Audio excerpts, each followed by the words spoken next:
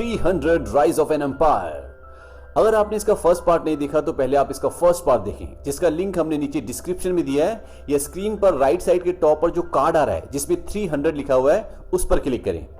Second part की शुरुआत में दिखाते हैं कि ये सब आज से 10 साल पहले शुरू हुआ था, जब ज़र्क्सिस के पिता डेरियस, जो कि फारस के राजा थे, वो यूनान पर अपना कब्जा करना चाहते थे। उस वक्त ज़र्क्सिस एक आम इंसान था। 10 साल पहले यूनान पर कब्जा करने के इरादे से जब फारसी समंदर के 1 महीने के सफर से थक कर पहुंचे तो एथेनियंस ने उन पर हमला कर दिया।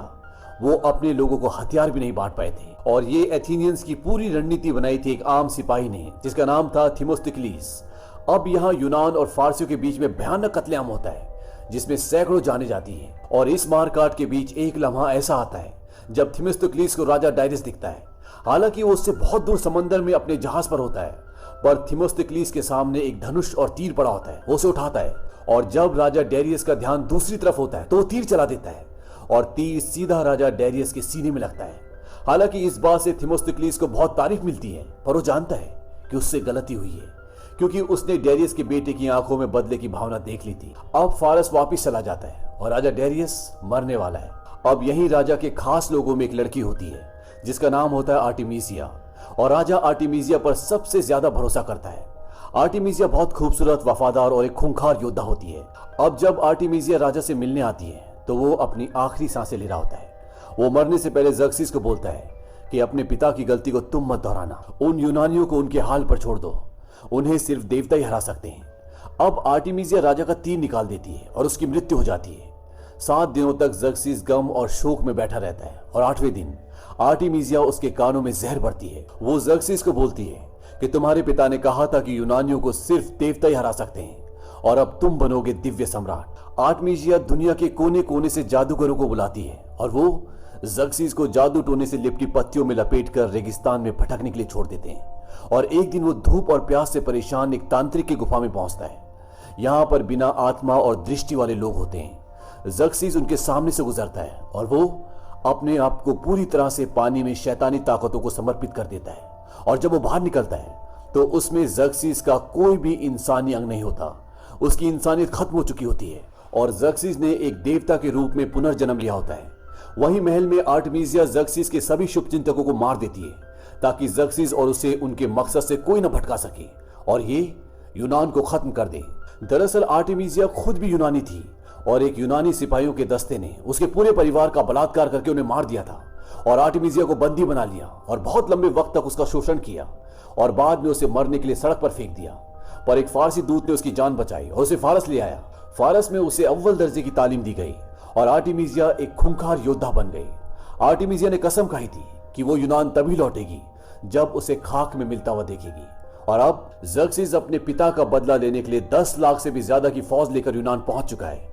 यूनान आने के बाद ज़र्क्सिस को लियोनाइडस और उसके 300 योद्धा लोहे के चने चबवाते हैं, पर अंत में वो सब के सब शहीद हो जाते हैं। फारस की एक दूसरी बहुत बड़ी टुकड़ी की कमान आर्टेमिसिया ने संभाली होती है, और ज़र्क्सिस की सेना से दूसरी तरफ होती है। और जब वो समंदर में होती है तो थेमिस्टोक्लीस अपने जंगी जहाज लेकर उनकी तरफ बढ़ जाता है। आर्टेमिसिया के बड़े जहाजों के सामने थेमिस्टोक्लीस के जहाज छोटे हैं, पर थेमिस्टोक्लीस जानता है कि फारसी जहाज सामने से मजबूत हैं, पर बीच में से बहुत कमजोर। और अब आर्टेमिसिया अपने कई जहाज थेमिस्टोक्लीस के जहाजों को निस्तो नाबूद करने के लिए भेजती है, जिसकी कमान कमांडर बंदारी संभालता है। पर थेमिस्टोक्लीस की रणनीति के सामने फारसी जहाज टिक नहीं पाते, और वो उनके जहाजों के बीच में अपने जहाजों से टक्कर मारते हैं, जिससे वो टूटकर समंदर में डूब जाते हैं, और इस हमले से यूनान की जीत होती है। इस बात से आर्टेमिसिया को बहुत गुस्सा आता है, और वो कहती है कि 10,000 सैनिकों में भी मैं अकेली हूँ। और उसका एक सिपाही बोलता है कि सूरज ढलने तक जीत आपके कदमों में होगी, ये मेरा आपसे वादा है। आर्टेमिसिया बोलती है काश ऐसा हो, और वो वहां से चली जाती है। इसके बाद फारस का एक और जहाजी बेड़ा थेमिस्टोक्लीस की ओर बढ़ता है, पर जैसे वो उनके पास पहुंचने वाले होते हैं थेमिस्टोक्लीस अपने जहाज लेकर वहां से निकल जाता है। फारसियों को लगता है कि वो भाग रहा है, और वो उसका पीछा करते हैं। जिस तरफ थेमिस्टोक्लीस अपने जहाजों को लेकर गया होता है वहां बहुत कोहरा होता है। फारस की सेना को कुछ भी नहीं दिख रहा होता, और आगे बढ़ने के बाद वहां चट्टानें आ जाती हैं, जिस पर टकराने से उनके जहाज टूटने लगते हैं। और थेमिस्टोक्लीस ने 2 चट्टानों के बीच में अपना एक जहाज खड़ा कर दिया होता है, और उस जहाज से टकराने के बाद फारसियों के सारे जहाज वहीं रुक जाते हैं। और अब थेमिस्टोक्लीस अपनी सेना लेकर उन पर टूट पड़ता है, और एक बार फिर फारस की सेना को शिकस्त मिलती है। आर्टेमिसिया थेमोस्टिक्लिस की चालाकी और जंग जीतने की काबिलियत से परेशान हो जाती है और वो अपना एक दूत उस तक भेजती है और थेमोस्टिक्लिस आर्टेमिसिया से मिलने आता है। ये एक बातचीत की मुलाकात होती है जो अक्सर हर जंग के दौरान होती है। आर्टेमिसिया से बोलती है कि पिछले 2 दिनों में तुमने बहुत चालाकी से जाल बिछाकर फारसी बेड़े का नुकसान किया, पर तुम्हें एक यूनानी की मौत के बदले 1000 फारसी मारने होंगे। एक जहाज के बदले तुम्हें हमारे 100 जहाज डुबाने होंगे। आर्टेमिसिया ऐसा इसलिए बोलती है क्योंकि उनकी सेना की तादाद यूनान की सेना से 1000 गुना ज्यादा और जहाजों की गिनती 100 गुना ज्यादा होती है। आर्टेमिसिया बोलती है कि मुझे तुम जैसे कमांडर की जरूरत है, तो मेरे साथ मिल जाओ। और आर्टेमिसिया उसे हर तरह का लालच देती है। वो उसे ये भी बोलती है कि अगर तुम मेरे साथ मिल जाओ तो हर रात मेरे साथ होगी। और इन दोनों के बीच में सेक्सुअल इंटरकोर्स भी शुरू हो जाता है। और इसी दौरान वो थेमोस्टिक्लिस को बोलती कि मेरे साथ मिल जाओ, पर वो मना कर देता है और आर्टेमिसिया उसे उठाकर नीचे फेंक देती है और अपने सिपाहियों को बुलाकर बोलती कि ले जाओ इस कचरे को बाहर। दरअसल आर्टेमिसिया किसी भी तरह से यूनान को खत्म करना चाहती है और जंग और पॉलिटिक्स में सब कुछ जायज होता है, इसीलिए वो हर तरह के हथकंडे आजमा रही होती है। अब जब थेमोस्टिक्लिस अपने लोगों के पास पहुंचता है तो उसका खास दोस्त और सिपहसालार उससे पूछता है, क्या हम आर्टेमिसिया को हरा सकते हैं? थेमोस्टिक्लिस बोलता है कि अगली बार वो पूरी ताकत से हमला करेंगे, और होता भी ऐसी है। अगली सुबह आर्टेमिसिया खुद रणनीति बनाती है। वो समंदर में अपने जहाजों से टार डालते हैं ताकि आग लगाकर उनके जहाजों को जला दिया जाए। और आर्टेमिसिया अपने खास सैनिकों को भी भेजती है जिनके कंधों पर टार बंधा होता है। ये आर्टेमिसिया के सुसाइड बॉम्बर होते हैं। टार एक तरह का गाढ़ा तेल होता है जो आग के संपर्क में आते जल जाता है। अब जब उनके जहाजों के आसपास टार फैल जाता है तो आर्टेमिसिया अपने तीर पर आग जलाकर उनकी तरफ छोड़ती है और उनके जहाजों में आग लगना शुरू हो जाती है। और जो सुसाइडर बॉम्बर आर्टेमिसिया ने उनकी तरफ भेजे होते हैं उनमें से एक थेमोस्टिक्लिस के जहाज पर पहुंच जाता है और आर्टेमिसिया दूर से जलता हुआ तीर उसकी पीठ पर बंधे टार के कट्टे पर मारती है। और इससे पहले कि थेमोस्टिक्लिस कुछ कर पाता, एक जोरदार ब्लास्ट होता है और उसका जहाज निस्तो नाबूद हो जाता है। और आज इस जंग में यूनानियों को बहुत बड़ा नुकसान होता है। थेमोस्टिक्लिस के लगभग सभी लोग मारे जाते हैं, पर थेमोस्टिक्लिस बच जाता है। उसके पास कुछ 100 लोग और 6 जहाज बचते हैं। थेमोस्टिक्लिस को आज भी अपनी 10 साल पुरानी गलती का एहसास है जब उसने फारस के राजा डेरियस को मारा था, और इस गलती के लिए आज भी वो अपने आप को जिम्मेदार समझता है। अगर उसने ज़र्क्सिस को मारा होता तो आज ये युद्ध ना होता। वहीं दूसरी तरफ ज़र्क्सिस, जो कि लियोनार्डस और उसके 300 लोगों को मार चुका है, अब अपनी विशाल सेना के साथ नर्क के द्वार से आगे बढ़कर यूनान के अंदर दाखिल हो रहा है। ज़र्क्सिस एफियाल्टिस को लियोनार्डस की तलवार देता है और उसको एथेंस जाने के लिए बोलता है ताकि उन्हें पता चल जाए कि ज़र्क्सिस अब अपनी विशाल सेना के साथ एथेंस आ रहा है। वहीं दूसरी तरफ थेमोस्टिक्लिस के पास खबर पहुंच जाती है कि लियोनार्डस और उसके 300 जाबाज फारसियों से लड़ते लड़ते शहीद हो गए और अब नर्क का द्वार खुल चुका है। थेमोस्टिक्लिस अपने एक आदमी को बोलता है कि इन 300 जाबाज की कुर्बानी की दास्तां पूरे यूनान के गांव-गांव तक लेकर जाओ। इनकी कुर्बानी पूरे यूनान को एक कर देगी। और अपने बचे हुए लोगों को वो सुरक्षित जगह पर जाने के लिए बोलता है और खुद इस पैगाम को एथेंस तक पहुंचाने के लिए निकल पड़ता है। जब वो वहां पहुंचता है तो वहां पर एफियाल्टिस भी लियोनार्डस की तलवार लेकर आ जाता है। थेमोस्टिक्लिस एफियाल्टिस को बोलता है, मुझे पता चला है कि एक कुबड़े ने यूनानी चोला उतारकर फारसी चोला पहन लिया और उसी की वजह से वो 300 स्पार्टन शहीद हुए। एफियाल्टिस बोलता है, हाँ मैं घिनौना तो हुई, और जो काम मैंने किया है वो उससे भी घिनौना है। और वो उन्हें बताता है कि शहंशाह ज़र्क्सिस अपनी फौज को लेकर एथेंस आ रहे हैं, वो इस पूरे शहर को जलाकर राख कर देंगे। और इसके बाद एफियाल्टिस वहां से निकल जाता है और थेमोस्टिक्लिस स्पार्टा की रानी से मिलने स्पार्टा आता है ताकि उन्हें भी अपने साथ जंग में शामिल होने के लिए मना ले।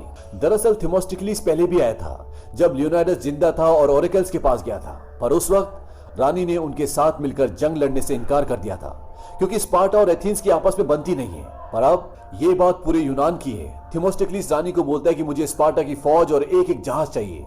रानी बोलती है कि वो पहले यूनान के लिए काफी कुछ कुर्बान कर चुकी है, अब क्या बच्चों के हाथ में तलवार पकड़ा दे, और वो उनका साथ देने से मना कर देती है। और थेमोस्टिक्लिस वहां से जाने से पहले लियोनार्डस की तलवार रानी को देता है और बोलता है, बदला लीजिए। वहीं दूसरी तरफ ज़र्क्सिस एथेंस शहर पहुंचकर वहां तबाही मचाकर उसे अपने कब्जे में ले लेता है। और यहाँ जब ज़र्क्सिस और आर्टेमिसिया आपस में बात कर रहे होते हैं तभी वहां पर एफियाल्टिस आ जाता है और वो बताता है कि थेमोस्टिक्लिस अभी जिंदा है। आर्टेमिसिया बोलती है कि वो मर चुका है। एफियाल्टिस बोलता है कि वो जिंदा है, मैंने अपनी आंखों से देखा है। और एफियाल्टिस ये भी बताता है कि उनका समुद्री बेड़ा सेलेमिस की खाड़ी में महफूज है।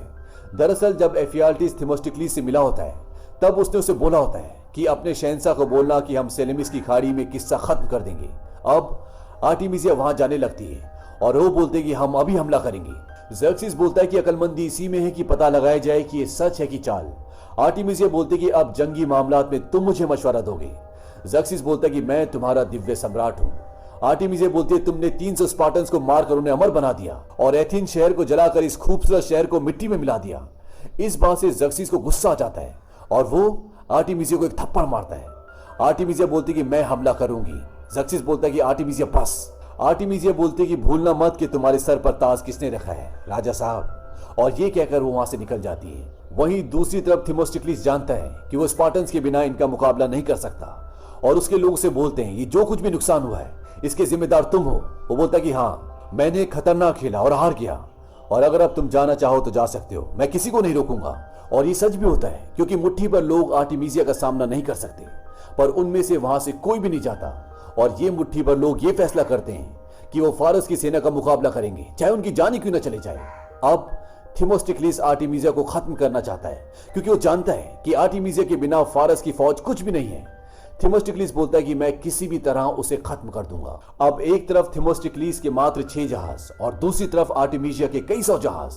इसके बाद इनके जहाज आमने सामने आ जाते हैं और दोनों के बीच में एक घमासान युद्ध शुरू हो जाता है। आर्टेमिसिया कई यूनानियों को मौत के घाट उतार देती है क्योंकि वो एक बहुत ही खूंखार तलवारबाज होती है और थेमोस्टिक्लिस बहुत मुश्किल से अपनी जान पर खेलकर आर्टेमिसिया के पास पहुंच जाता है और इसके बाद इन दोनों के बीच में घमासान युद्ध होता है जिसमें दोनों ही घायल हो जाते हैं और अंत में आर्टेमिसिया को थेमोस्टिक्लिस मार देता है। लेकिन अभी भी ये मुट्ठी भर लोग बची हुई सेना का मुकाबला नहीं कर सकते।